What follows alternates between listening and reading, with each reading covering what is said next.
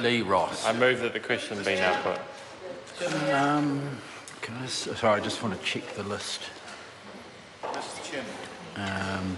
Sua William Seal. Thank you, Mr. Chairman. Thank you for the opportunity. This will be my first call on this particular legislation, of many.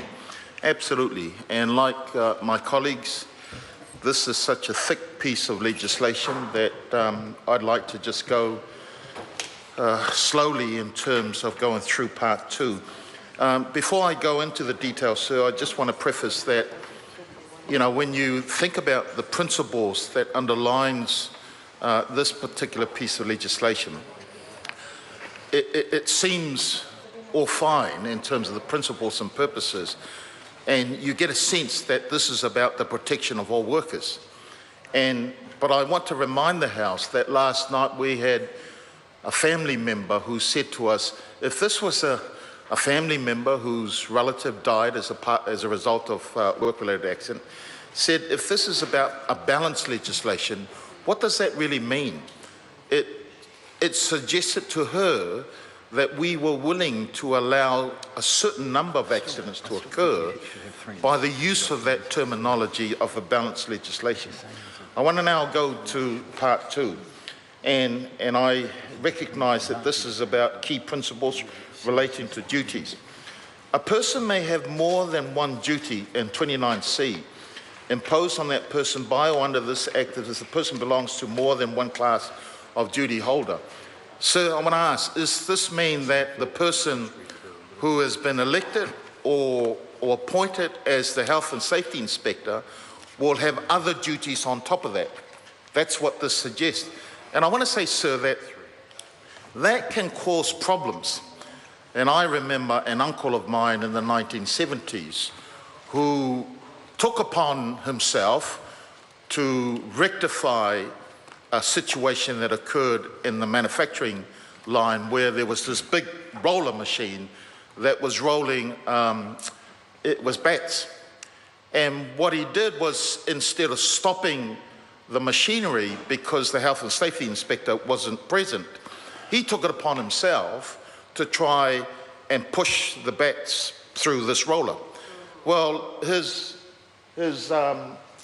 the cuff of his shirt got caught up, and the machine did stop after it rolled over his right arm.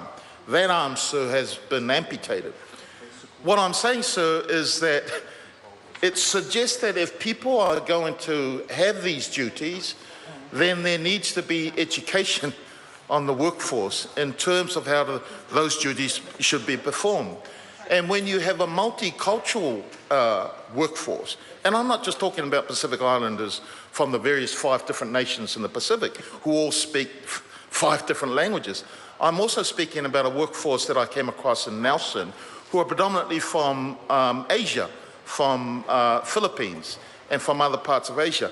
None of this section, sir, makes reference to how we pass information to a particular workforce who may not necessarily be aware of our signs, who may not necessarily be aware of the kinds of information that we generally take for granted and assume that by presenting it in English, that a person will know what those duties are. I also want to recognise, sir, that the House may not be aware, but this country of ours takes in on a regular basis a certain number of Pacific workers from Samoa as a result of the Samoa quota, from other islands in the Pacific as a result of the Pacific Access category.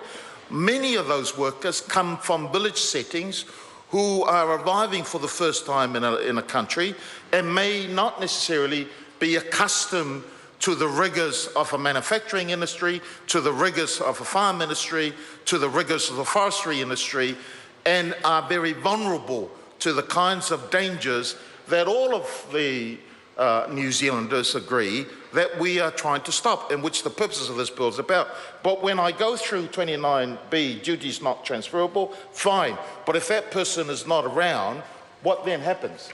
Are the workforce going to... So what I'm saying, sir, it doesn't seem to be sufficient. If there is going to be one representative, and since we're saying that the pool of workers must be 20 plus, Well, it seems to me it's going to be insufficient that you only have one health and safety worker there. More than one person may have the same duty is fine. 29E, a person, Mr. Chairman. No, before I take another call, I am going to now do a warning that was a very good second reading speech and would have been entirely appropriate to part 3 of the bill.